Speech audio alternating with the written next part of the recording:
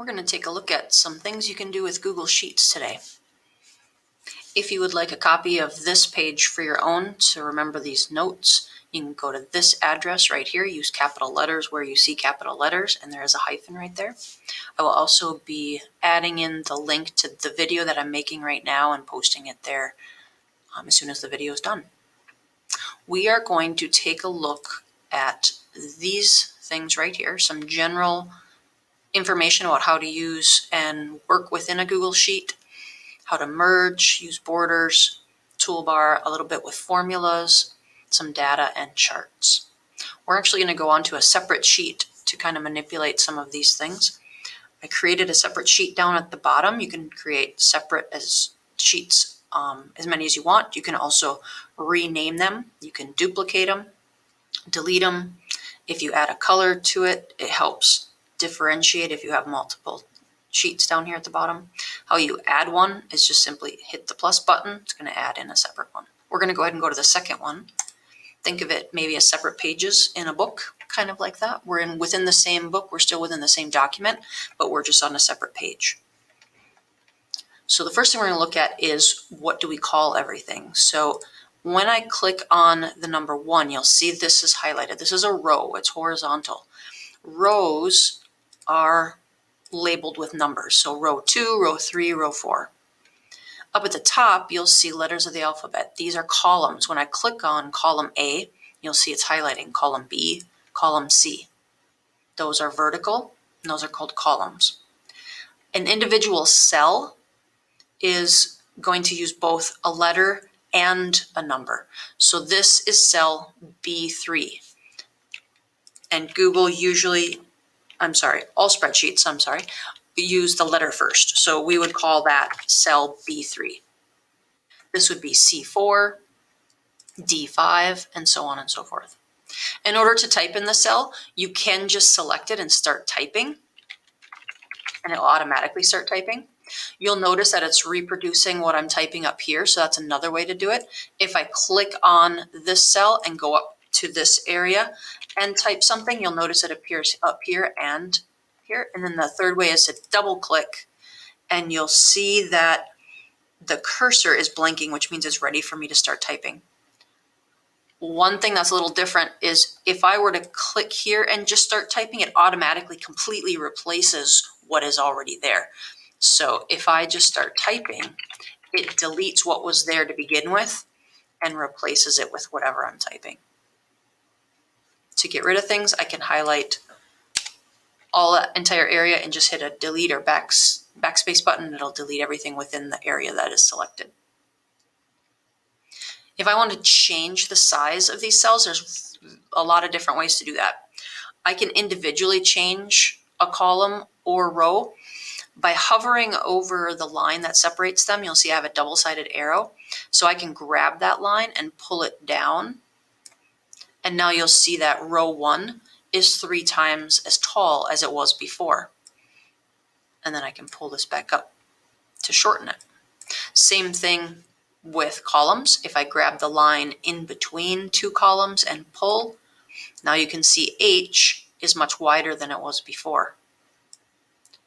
Notice I'm only affecting 1 column or row when I do it that way. If I want to change a lot of columns or rows at the same time, I can simply grab and drag.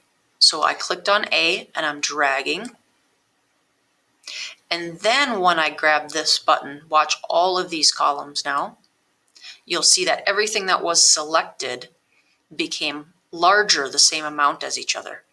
If I want to pull those back in, I can grab any of the lines in that section and it'll affect all of them equally.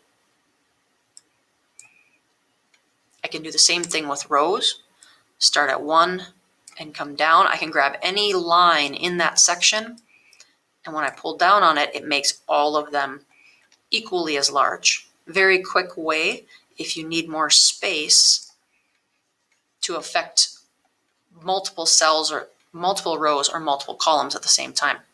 It'll save you a lot of time if you have a lot to change. I have to be careful that I don't make it too small like that, because I'm not just affecting that one column, I'm actually affecting all of them.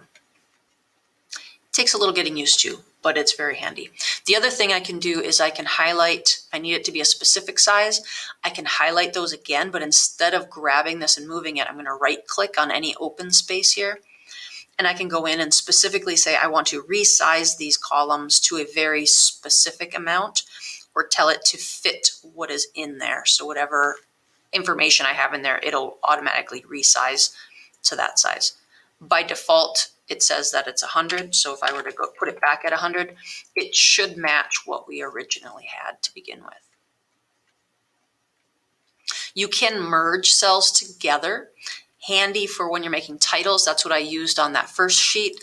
So this is merged, this line has been merged, and this entire area has been merged. So how you do that is I'm just going to click and drag on a set of cells, and instead of having separate ones, there's a button up on my toolbar right here. You'll see when I hover over it, it says merge, and I can tell it to merge all of them or horizontally.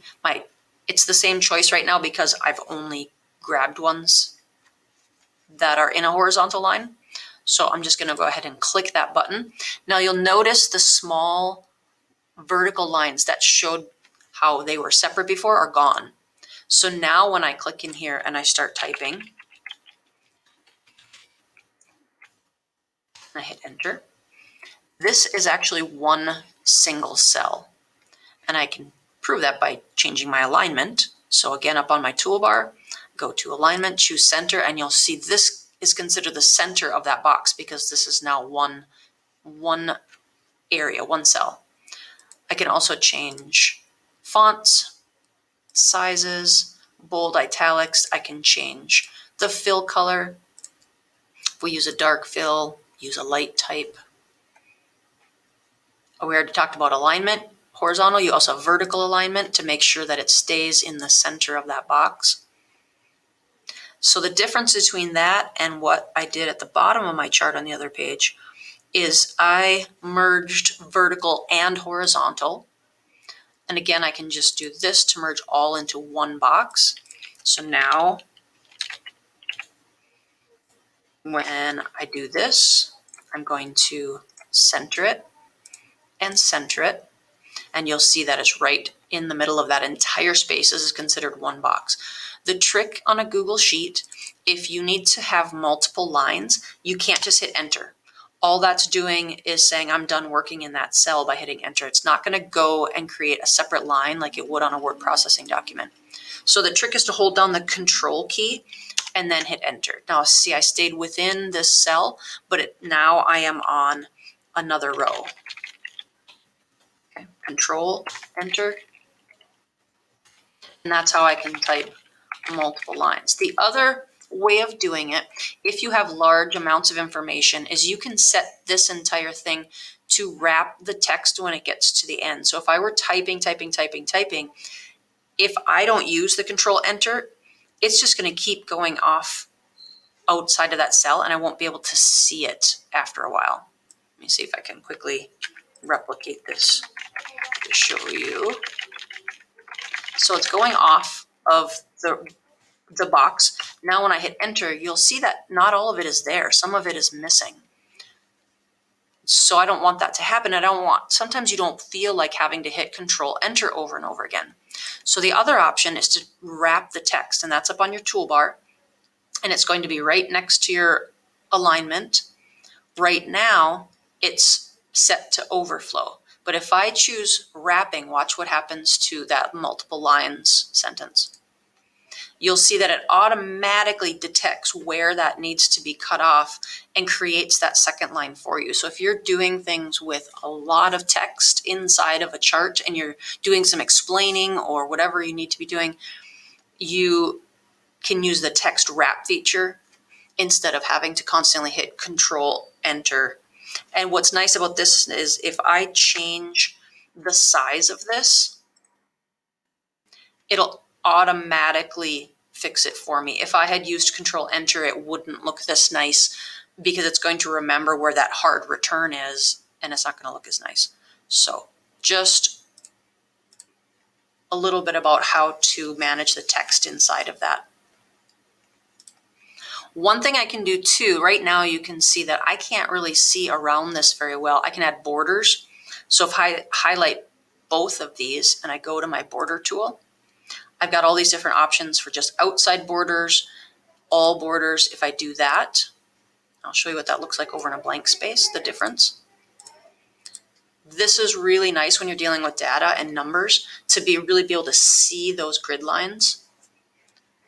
And change that to some of the other options so you can see what those look like. First, we're going to remove that.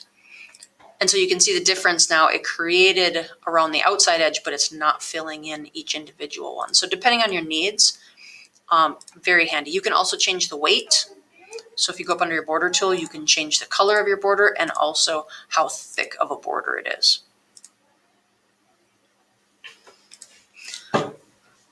We are going to take a look at some of this information on the bottom to talk about how to use formulas. You'll see that I have a set of numbers and I have the word total. If I don't want to add this up myself, I can make the Google Sheet do it for me by using formulas. Every time you use a formula, you're going to start off with the equal symbol to let it know that you are going to be using a formula. And then you always start off with the command. So when I'm adding, I know that means I want to tell it to find the sum of those numbers, and it wants to know which numbers. So I'm going to start off with an open parentheses. Now I can either type in the cell numbers, which if I look at my columns, I'm in column B, row 13. So this would be B13 all the way down to B16. The nice thing that Google Sheets will allow you to do is to drag. So I clicked on the first one, you'll see that it has shown up down in my parentheses. And if I continue to drag, you'll notice that it's adding those in. And now I can let go. I'm going to do my closed parentheses and hit enter. So now you'll see it added it up for me, 29. When I click on this square, I can remind myself what my formula was by looking up here. It's going to tell me what formula was used, but this is going to display the answer for me. The really nice thing about this is if I change any of these numbers, it automatically recalculates. So let's go ahead and change the 5. And when I hit enter, watch the 29. So very handy depending on what kind of project you're doing. If the numbers need to be changed and you need to quickly add things together without having to constantly plug numbers into a calculator, this is a really fast feature. You can do things like average too, same concept. Let's do it again.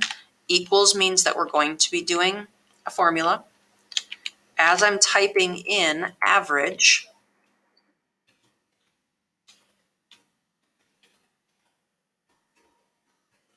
notice that it is giving me suggestions, and you're welcome to use these if they're helpful and they're in the right spot. We're just going to do it from scratch so you can see for sure how to do it. We need our open parentheses, so now it's saying, well, what data do you want? You can click and drag, or you can simply type in the first cell, a colon, and then the last cell, and that'll tell it everything in between.